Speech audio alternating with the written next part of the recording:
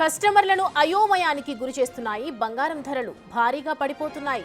నిన్న రాత్రి నుంచి ఇప్పటికే 1000 రూపాయలు తగ్గింది పసిడి ధర. ఏప్రిల్ 21వ తేదీన చరిత్రలోనే తొలిసారిగా 1,00,000 మార్కును టచ్ చేసిన బంగారం ధర ఆ మరుసటి రోజే మళ్లీ 3000 పెరిగి 1,03,000కు చేరిన 24 క్యారెట్ల తులం బంగారం ధర చేరింది. గత కొన్ని రోజులుగా మళ్లీ తగ్గుముఖం పడుతోంది. ప్రస్తుతం 24 క్యారెట్ల తులం బంగారం ధర 96,710 రూపాయలుగా ఉంది. ఇక 22 క్యారెట్ల తులం బంగారం ధర 88,560 రూపాయలుగా ఉంది.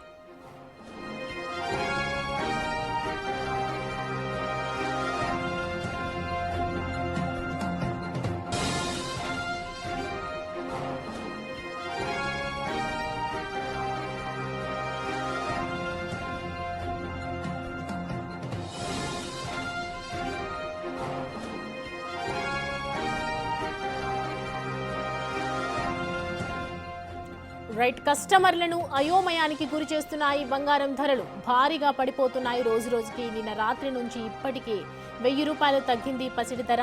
ఏప్రిల్ 21వ తేదీన చరిత్రలోనే తొలిసారిగా 1,00,000 మార్కును టచ్ చేసినటువంటి ధర ఆ మరుసటి రోజే మళ్ళీ 3000 పెరిగింది, 1,03,000కు చేరింది. 24 క్యారెట్ల తులం బంగారం ధర 3000కు ఒక్కసారిగా చేరడంతో అందరూ అవాక్కయ్యారు. గత కొన్ని రోజులుగా మళ్లీ తగ్గుముఖం పడుతోంది. ప్రస్తుతం 24 క్యారెట్ల తులం బంగారం ధర 96,710 రూపాయలుగా ఉంది. ఇక 22 క్యారెట్ల తులం బంగారం ధర 88,560 రూపాయలుగా కొనసాగుతుంది.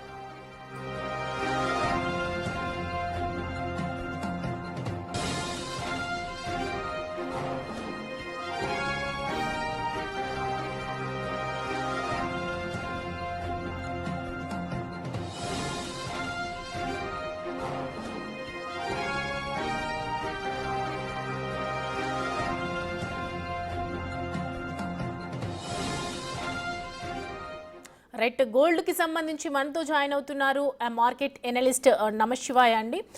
నమశివాయ గారు, నమస్తే అండి. నమస్తే అమ్మ.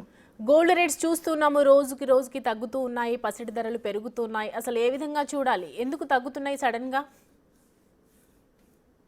అంటే మొన్న ట్రంప్ టారిఫ్ గొడవతో బంగారం అనేది 10,000 పైన పెరిగిందండి. ఇప్పుడు మళ్ళీ ఆ గొడవ సద్దుమణుగుతోంది. సో ఇప్పుడు చైనాతో కూడా టారిఫ్లు తగ్గించారు. ఇండియాతో, అన్ని దేశాలతో టారిఫ్లు తగ్గిస్తున్నాడు. సో ఇంకో పక్క ఇండియా పాకిస్తాన్ మధ్య యుద్ధము అనేది ఒక 3-4 రోజులు టెన్షన్ పెట్టింది. సో అది కూడా సద్దుమణిగినట్టుగా కనిపిస్తుంది. కాబట్టి ఈ సమస్యలను సద్దుమణిగితే బంగారం ధరలు మళ్ళీ కిందికి వస్తాయి కదా. సో అదే జరుగుతూ ఉందండి. మేబీ ప్రస్తుతానికి ఇప్పుడు 1,03,000 టాప్ రీచ్ అయిందండి ప్యూర్ గోల్డ్. మేబీ 90,000 దరిదాపులకి రావాల్సి ఉంది. So let's wait and see అండి. బంగారం అయితే కొద్దిగా కరెక్ట్ అవడానికి అవకాశాలు ఎక్కువ కనబడుతున్నాయి. ఇక నుండి కూడా కనీసం ఒక 5-6% ఆర్ ఈవెన్ లిటిల్ మోర్ కూడా అవకాశం ఉంది. సో ప్రస్తుతానికి అయితే 90,000 దరిదాపుల్లో వచ్చే అవకాశాలు ఎక్కువ కనబడుతున్నాయి. అయితే ఇంకా పడిపోయే అవకాశాలు ఉన్నాయా అండి? అంటే యుద్ధ వాతావరణం నడుస్తున్నటువంటి నేపథ్యంలో ఆర్థిక నిపుణులు ఏం చెప్తున్నారు? అదే అమ్మా, ఇప్పుడు అంటే ఏవైతే ఇబ్బందులు సృష్టించబడ్డాయో అవన్నీ ఇప్పుడు సద్దుమణుగుతున్నాయి. కాబట్టి మళ్ళీ బంగారం ధరలు పైనుండి మళ్ళీ తగ్గుతూ ఉన్నాయి. సో 1,03,000 నుండి 90,000 దాకా వచ్చే అవకాశాలు ఉన్నాయి. ఇప్పుడు 96,000 చిల్లర ఉంది కదా. సో ఇంకొక 6-7% కరెక్ట్ అయ్యే అవకాశం ఉంది. సో 90,000 దరిదాపుల్లో వచ్చాక నిలబడుతుందా లేదా ప్రైస్ అనేది చూడాలి. ప్లస్ రెండోది, ఎప్పుడైతే ఒక సంవత్సరంలో 50% దాకా పెరిగినప్పుడు కొద్దిగా కరెక్షన్ కూడా, కన్సాలిడేషన్ కూడా కావాలి. మైనర్ కనెక్షన్ అండ్ కన్సాలిడేషన్ అవ్వాలి. సో అది కన్సాలిడేషన్లో ఉందని మనం చెప్పొచ్చు ప్రస్తుతానికి. సో కొన్నాళ్ళు అటు ఇటు ఉండొచ్చు. మేబీ 90,000 to 1,00,000 మధ్యలో కదలాడొచ్చేమో అని అనుకుంటున్నాము. కాబట్టి బంగారం అయితే కొనాల్సిన అవసరం లేదు, తొందరపడాల్సిన అవసరం లేదు. మన లక్షలో ఉన్నప్పుడు కూడా మనం గట్టిగా చెప్పాము, కొనొద్దండి, దూరంగా ఉండండి, 90,000 దరిదాపులో వస్తే కొనడానికి ఆలోచిద్దామని చెప్పాము. సో అలానే జరుగుతున్నట్టుగా కనబడుతుందండి. బట్ బంగారం కన్నా కూడా వెండి బెటర్ అండి. వెండి బెటర్గా కనబడుతుంది. వెండి స్ట్రాంగ్గా నిలబడింది. సో ఈ కరెక్షన్లో చూసి కావాలంటే బంగారం బదులు వెండి చూడడం బెటర్ అని మనం సజెస్ట్ చేస్తున్నాం అండి. అయితే నమశివాయ్ గారు ఇప్పుడైతే ఏదైతే ఉందో ఇన్వెస్ట్మెంట్ అనేది చాలా ఎక్కువగా చేస్తున్నారు. ఇప్పుడు పెళ్లిళ్ళ సీజన్ కావడంతో ఎక్కువ మంది బంగారం కొనుగోలు చేస్తూ ఉన్నారు కదా. సో ఇప్పుడు మీరు ఏం చెప్తారంటే కొద్ది రోజుల తగ్గిపోతున్నటువంటి నేపథ్యంలో ఇప్పుడే కొని పెట్టుకోవచ్చా? కొనే వాళ్ళకి ఏం చెప్తారు? కొనేవాళ్ళు వెయిట్ చేయడం బెటర్ అమ్మా. ఓకే. 90,000 దరిదాపులోకి రావచ్చు. మనం రూపీ టర్మ్‌లో చూస్తే 87,000-90,000 మధ్యలో అప్పుడు కొంచెం కన్సాలిడేట్ అయ్యి అది 90 దాటాకనే స్పీడ్‌గా ఊపందుకుంది ప్రైస్. కాబట్టి మెల్ల అదే బ్యాండ్‌లోనే మళ్ళీ కొద్దిగా సపోర్ట్ వస్తుందండి. గట్టి సపోర్ట్ వచ్చే అవకాశాలు ఉన్నాయి.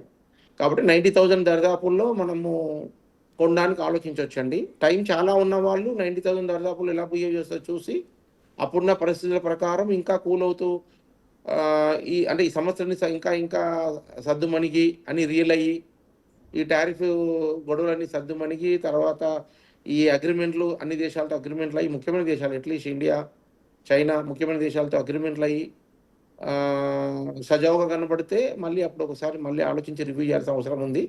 సో ప్రస్తుతానికైతే 90,000 అనేది సపోర్ట్ ఇచ్చే అవకాశాలు ఎక్కువ కనపడుతున్నాయి. కాబట్టి షార్ట్ టర్మ్‌లో నెల 2 నెలల్లో పెళ్ళిళ్ళు ఉన్నాయంటే 90,000 దరిదాపుల్లో కొనుక్కోండి. లేదు 1, 2 ఇయర్స్ టైం ఉందన్న వాళ్ళు 90,000 వచ్చాక ఒకసారి రివ్యూ చేద్దాం మళ్ళీ. 90,000 దరిదాపుల్లో ఎలా ఉంటదని చూసుకున్నాక ఆ రోజు పరిస్థితులను బట్టి మళ్ళీ ఒక కాల్ తీసుకోవచ్చు మనం. వెయిట్ చేస్తే బెటరా? లేకపోతే కొనుక్కోవడం బెటరా అని మనం ఒక కాల్ తీసుకోవాల్సిన అవసరం ఉంటది. అయితే ఎందుకంటే న్యూస్ అనేది డైనమిక్ గదా! న్యూస్ అనేది డైనమిక్. పరిస్థితులను బట్టి మనం ఆలోచించాల్సి ఉంటుంది. యాహ్! అయితే గతంలో ఒక 2 నెలల కిందట కూడా రష్యా, ఉక్రెయిన్ యుద్ధ వాతావరణ నేపథ్యంలో ఆర్థిక నిపుణులందరూ చెప్పారు కదా 50,000కి కూడా తగ్గే ఛాన్సెస్ ఉన్నాయి అని చెప్పారు. ఇంతలోనే ఇండియా, పాకిస్తాన్ యుద్ధం వచ్చింది. నిజంగా అది ఎంతవరకు నిజం అనుకోవచ్చు?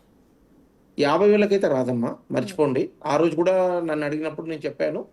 ఇంపాసిబుల్ అని చెప్పాను. 50,000, 55,000 అనేది ఇంపాసిబుల్. హ్మ్. సో ఏంటంటే ఈ కాలంలో ఏంటంటే అంటే ఫ్యాన్సీ నెంబర్లు, ఫ్యాన్సీ ఫిగర్‌లు చెప్పడం అలవాటైంది మీడియాకి. సో ఇష్టానికి మాట్లాడేస్తున్నారు. దానికి సపోర్ట్ ఉండాలి గదా! ఏదన్నా మనము చెప్తున్నామంటే కనబడాలి మనకి. నిజంగా డైరెక్షన్ కనబడాలి, సపోర్ట్ కనబడాలి. ఈ ఫ్యాక్టర్స్ వల్ల తగ్గుతుందని చెప్పడానికి చెప్పగలగాలి. ఏది లేకుండా సింపుల్‌గా 50,000కి వస్తదంటే సరిపోతుందా? ఇంకెవరో వస్తారు రేపు 25,000కే వస్తుందని చెప్తారు. సరిపోతుందా? మనకి మీడియా సెన్సేషన్ చేయడానికి బానే ఉంటుంది. బట్ ఈ సెన్సేషన్ కాదు గదా! రియల్‌గా దానికి సపోర్ట్‌గా ఉండాలి గదా! సపోర్టివ్ డైరెక్షన్, వాతావరణం కనబడాలి. ఆ వాతావరణం కనబడినప్పుడు అది మాట్లాడడంలో అర్థం లేదు. సో 50,000 అయితే నెక్స్ట్ ఇంపాసిబుల్. రైట్ అండి. రైట్ నమశివాయ్ గారు. Thank you for